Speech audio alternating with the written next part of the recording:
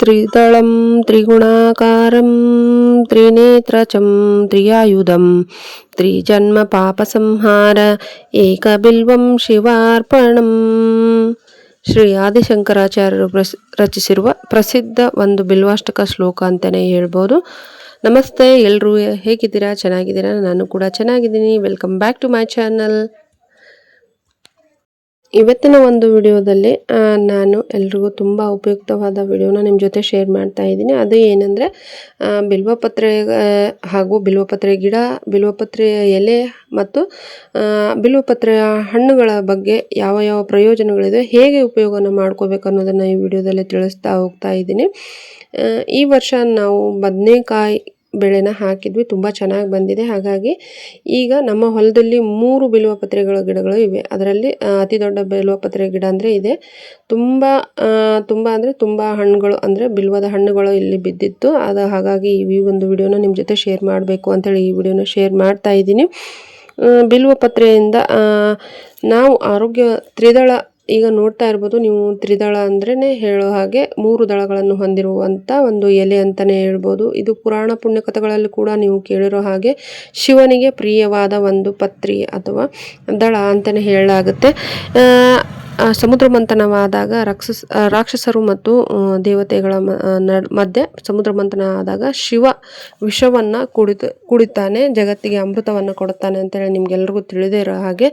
ಆಗ ಅವನ ಗಂಟಲಲ್ಲಿರುವಂಥ ಉರಿ ಊತವನ್ನು ಕಡಿಮೆ ಮಾಡೋದಕ್ಕೆ ಶ್ರೀ ಪಾರ್ವತಿ ದೇವಿಯವರು ಈ ಒಂದು ಬಿಲ್ವದ ಎಲೆಯ ರಸವನ್ನು ಅವ್ರಿಗೆ ಕೊಡ್ತಾರಂತೆ ಕುಡಿಯೋದಕ್ಕೆ. ಆಗ ಅವರ ಒಂದು ಉರಿ, ಆ ಒಂದು ವಿಷಯದ ಉರಿ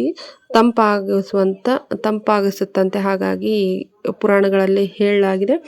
ಅದೇ ರೀತಿಯಾಗಿ ಇದರ ಒಂದು ಎಲೆಗಳು, ಹಣ್ಣುಗಳು ಮತ್ತು ಇದರ ಬೇರುಗಳು ಕೂಡ ತುಂಬ ಅಂದರೆ ತುಂಬಾ ಆರೋಗ್ಯಕ್ಕೆ ಪ್ರಯೋಜನಕಾರಿಯಾಗಿದೆ. ಮೊದಲನೇದಾಗಿ ಹೇಳಬೇಕಂದ್ರೆ ಇದರ ಪ್ರಯೋಜನ ಏನಂದರೆ ಜೀರ್ಣಕ್ರಿಯೆಗೆ, ಮತ್ತು ಇದು ಅತಿಸಾರ ಅಥವಾ ಜಠರದ ಸಮಸ್ಯೆಗೆ ಅತ್ಯಂತ ಪ್ರಯೋಜನ ಅಂತಲೇ ಹೇಳ್ಬೋದು. ಮತ್ತು ಇದು ಯಕೃತ್ತು, ಕಾಮಾಲೆ ರೋಗಕ್ಕಂತೂ ತುಂಬಾ ಒಳ್ಳೆಯ ಒಂದು ಔಷಧಿ ಅಂತ ಹೇಳ್ಬೋದು. ಉರಿ ಹೊಟ್ಟೆ ಉರಿ ಆಗಲಿ, ಯಾವುದೇ ಅನ್ಡೈಜೆಷನ್ ಮತ್ತು ಎದೆ ಉರಿ, ಈ ಥರ ಒಂದು ಆರೋಗ್ಯದ ಸಮಸ್ಯೆ ಇರುವವರು ಈ ಒಂದು ಬಿಲ್ವದ ಪಾನಕ, ಅಂದರೆ ಬಿಲ್ವದ ಹಣ್ಣುಗಳಿಂದ ತೆಗೆದಿರುವಂಥ ತಿರುಳು ಅಥವಾ ನಾವೇನು ಪಲ್ಪ್ ಅಂತ ಹೇಳ್ತೀವಲ್ಲ, ಅದರಿಂದ ಪಾನಕಗಳನ್ನು ಮಾಡಿ ಸೇವನೆ ಮಾಡುವುದರಿಂದ ಈ ಒಂದು ಎಲ್ಲ ಸಮಸ್ಯೆಗಳು ರಾಮಬಾಣ ಅಂತಲೇ ಹೇಳ್ಬೋದು. ಈ ಒಂದು ಬಿಲ್ವ ಕಾಯಿನ ನೀವು ನೋಡ್ತಾ ಇರೋದು, ತುಂಬ ಕಾಯಿಗಳು ನಮ್ಮ ಹೊಲದಲ್ಲಿ ಬಿದ್ದಿತ್ತು. ಹಾಗಾಗಿ ಇದರಿಂದ ಬೆಳಗ್ಗೆ ನೀವು ಏನು ಹಲ್ಲು ಉಜ್ಜಿದಾದ್ಮೇಲೆ ಅಥವಾ ನೀವು ದಿನದಲ್ಲಿ ಯಾವಾಗಲಾದರೂ ಈ ಒಂದು ಬಿಲ್ವದ ಜ್ಯೂಸನ್ನು ಮಾಡಿ ನೀವು ಕುಡಿಬೋದು, ಅಂದರೆ ಪಾನಕವನ್ನು ಮಾಡಿ ಕುಡಿಬೋದು. ಚೆನ್ನಾಗಿರುವಂಥ ಕಾಯಿಗಳು ಕೂಡ ಇದು ವರ್ಷಕ್ಕೆ ಒಂದು ಫಲವನ್ನು ಕೊಡುತ್ತೆ ಅಂತಲೇ ಹೇಳ್ಬೋದು. ಹಾಗಾಗಿ ತುಂಬ ಕಾಯಿಗಳು ಇತ್ತು. ನೋಡ್ತಾ ಇರೋ ಹಾಗೆ ನಾನು ಈಗ ನಿಮಗೆ ಆ ಹಣ್ಣನ್ನು ಕೂಡ ಒಡೆದು ತೋರಿಸ್ತೀನಿ. ಎಂಥ ಚಂದ ಅಂದರೆ ಎಷ್ಟು ಚೆನ್ನಾಗಿದೆ ಅಂತಲೇ ನೋಡ್ಬೋದು ಬಣ್ಣ. ಇದಕ್ಕೆ ಬೇರೆ ದೇಶದಲ್ಲಿ, ಅಂದರೆ ಹೊರಗಿನ ದೇಶದಲ್ಲಿ ಇದಕ್ಕೆ ಗೋಲ್ಡನ್ ಫ್ರೂಟ್ ಅಂತಲೂ ಕೂಡ ಕರೀತಾರೆ. ಬಣ್ಣ ಕೂಡ ತುಂಬ ಚೆನ್ನಾಗಿತ್ತು, ಅಷ್ಟೇ ಚೆನ್ನಾಗಿ ರುಚಿಯನ್ನು ಕೂಡ ಹೊಂದಿತ್ತು. ನಾನು ನಿಮಗೆ ತಿಂದು ಕೂಡ ತೋರಿಸ್ತಾ ಇದ್ದೀನಿ. ಅಷ್ಟೇ ಚೆನ್ನಾಗಿ ಅದ್ಭುತವಾದ ರುಚಿ ಕೂಡ ಇತ್ತು, ಘಮ ಕೂಡ ಇತ್ತು. ಆ ಬಿಲ್ವಪತ್ರೆಯ ಘಮ ಯಾವ ಥರ ಬರುತ್ತಲ್ಲ ಅದೇ ರೀತಿ ಘಮ ಅಂತೂ ಕೂಡ ಇತ್ತು.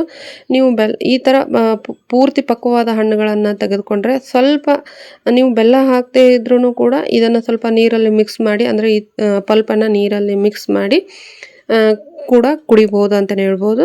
ಇಲ್ಲ ನಮಗೆ ಅದು ಬಿಲ್ವಪತ್ರೆಯ ಘಮ ಬರುತ್ತೆ ಅನ್ನೋದಾದರೆ ಇದ್ರ ಜೊತೆ ಸ್ವಲ್ಪ ಬೆಲ್ಲ ಅಥವಾ ಜೇನುತುಪ್ಪವನ್ನು ಕೂಡ ಹಾಕಿ ನೀವು ಪ್ರತಿದಿನ ಸೇವಿಸೋದ್ರಿಂದ ಆರೋಗ್ಯದ ಪ್ರಯೋಜನಗಳು ತುಂಬಾ ಇದೆ ಅಂತಲೇ ಹೇಳ್ಬೋದು. ಅತಿಸಾರ, ಜಠರದ ಸಮಸ್ಯೆಗಳು ಕೂಡ ಕಡಿಮೆ ಆಗುತ್ತೆ, ಮತ್ತು ಉರಿಯೂತಗಳು, ಎದೆ ಉರಿ ಅಥವಾ ಹೊಟ್ಟೆ ಉರಿಯುವುದು ಕೂಡ ಕಡಿಮೆ ಆಗುತ್ತೆ. ಕಾಮಾಲೆ ರೋಗಕ್ಕಂತೂ ತುಂಬಾ ಉತ್ತಮವಾದ ಒಂದು ಔಷಧಿ ಗುಣ ಹೊಂದಿರುವ ಬಿಲ್ವಪತ್ರೆ ಕಾಯಿ ಅಂತಲೇ ಹೇಳ್ಬೋದು. ಹಾಗೆ ಇದು ಕೃಷಿಯಲ್ಲೂ ಕೂಡ ತುಂಬಾ ಉಪಯೋಗ ಅಂತ ಹೇಳ್ಬೋದು. ಈಗ ನೋಡ್ತಾ ಇದ್ದೀರಲ್ಲ, ಸ್ವಲ್ಪ ಕಾಯಿ ಇರುವಂಥ, ಇದು ಸ್ವಲ್ಪ ಗಟ್ಟಿಯಾದ ಒಂದು ಹಣ್ಣು ಅಂತಲೇ ಹೇಳ್ಬೋದು. ಬೇಗನೆ ಅಂದರೆ ಒಡೆಯೋದಕ್ಕೆ ಬರೋದಲ್ಲ, ಸ್ವಲ್ಪ ಏನಾದರೂ ಕುಟಾಣಿ ಅಥವಾ ಕಲ್ಲುಗಳಿಂದ, ನಾನು ಇಲ್ಲಿ ಏನೂ ತಂದಿರಲಿಲ್ಲ, ಹಾಗಾಗಿ ಕಲ್ಲುಗಳಿಂದ ಜಜ್ಜಿನೇ ನಾನು ನಿಮಗೆ ತೋರಿಸ್ತಾ ಇದ್ದೀನಿ. ಎಷ್ಟು ಚೆನ್ನಾಗಿದೆ ನೋಡ್ತಾ ಇರ್ಬೋದು, ಬಣ್ಣ ಕೂಡ ಅಷ್ಟೇ ಚೆನ್ನಾಗಿತ್ತು. ಹಾಗಾಗಿ ಇಲ್ಲೇ ನಿಮಗೆ ನಾನು ಕಲ್ಲುಗಳಿಂದ ಒಡೆದೇ ಕೂಡ ನಿಮಗೆ ತೋರಿಸ್ತಾ ಇದ್ದೀನಿ.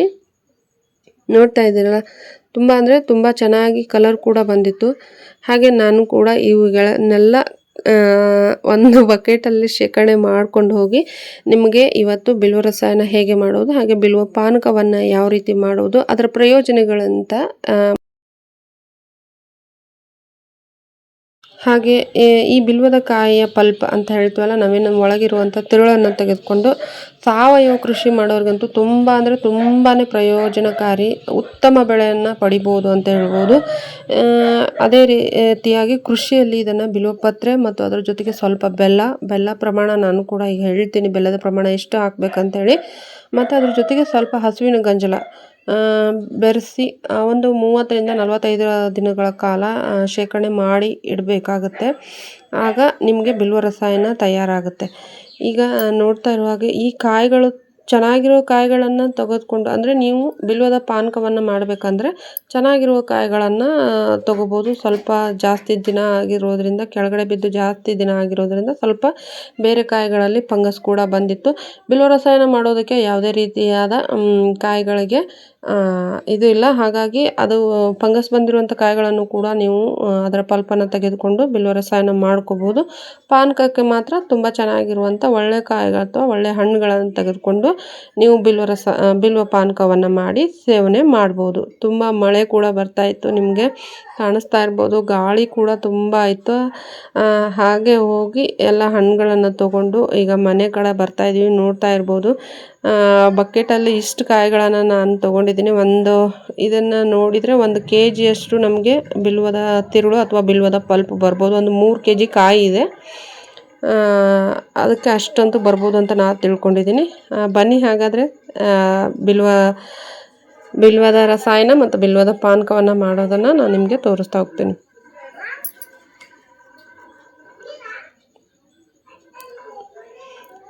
ನಾ ಮೊದಲೇ ಹೇಳಿದ್ದೆ, ಅದು ಗಟ್ಟಿಯಾದ ಒಂದು ಹಣ್ಣು ಆಗಿರೋದ್ರಿಂದ ಒಡೆದು ತೆಗಿತಾ ಇದ್ದೀವಿ. ನೋಡ್ತಾ ಇದ್ದೀರಲ್ಲ ಎಷ್ಟು ಚೆನ್ನಾಗಿ ಪಕ್ವವಾದ ಹಣ್ಣು ನಮಗೆ ಸಿಕ್ಕಿದೆ ಅಂಥೇಳಿ. ಇದರಲ್ಲಿ ಒಂದು ಅರ್ಧ ಲೀಟ್ರ್ನಷ್ಟು ನೀರನ್ನು ಹಾಕ್ಕೊಂಡಿದ್ದೀವಿ. ಒಂದು ಬಿಲ್ವದ ಹಣ್ಣನ್ನು ನಾವು ಹಾಕೋತಾ ಇದ್ದೀವಿ. ನೋಡ್ತಾ ಇದ್ದೀರಲ್ಲ ಎಷ್ಟು ಗೋಲ್ಡನ್ ಕಲರ್ ಇದೆ ಹಣ್ಣು ಅಂತ ಹೇಳಿ. ರುಚಿ ಕೂಡ ಅಷ್ಟೇ ಇತ್ತು.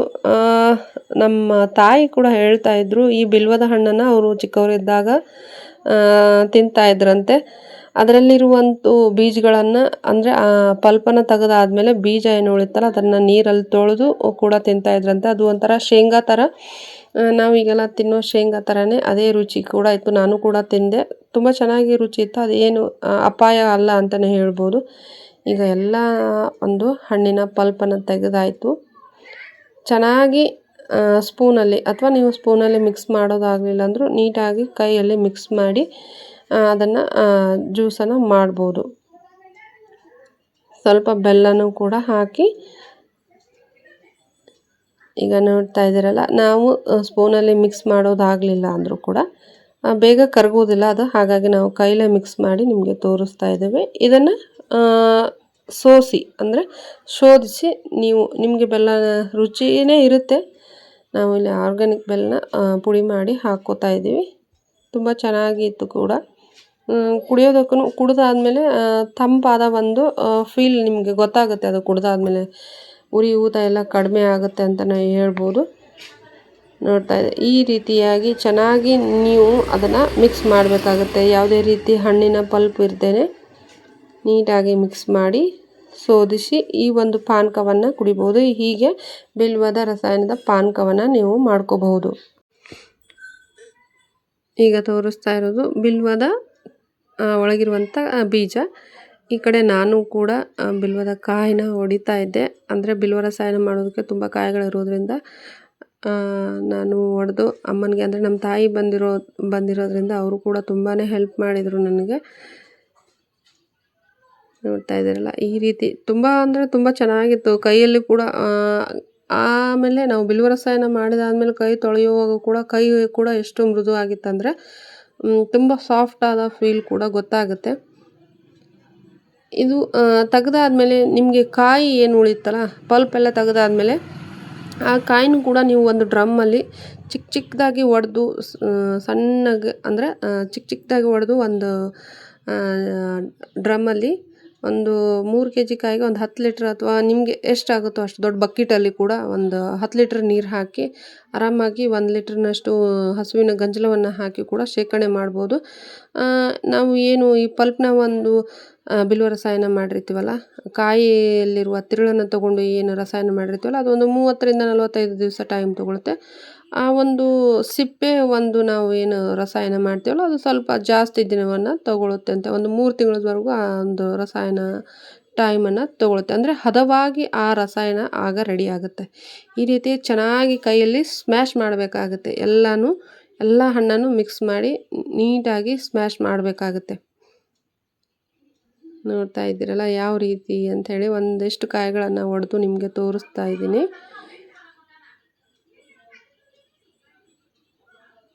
ನಿಮ್ಮ ಮನೆಯ ಅಕ್ಕಪಕ್ಕ, ನಿಮ್ಮ ತೋಟದಲ್ಲಿ, ನಿಮ್ಮ ಹೊಲದಲ್ಲಿ ಯಾವುದೇ ರೀತಿಯಾಗಿ ಬಿಲ್ವಪತ್ರೆ ಗಿಡ ಇದ್ದರೆ ಯಾರೂ ಕೂಡ ತೆಗಿಬೇಡಿ. ಅದನ್ನು ತುಂಬ ಚೆನ್ನಾಗಿ ಬೆಳೆಸಿ. ಅದರ ಆರೋಗ್ಯ ಪ್ರಯೋಜನಗಳು ತುಂಬಾ ಇದೆ ಅಂತಲೇ ಹೇಳ್ತೀನಿ.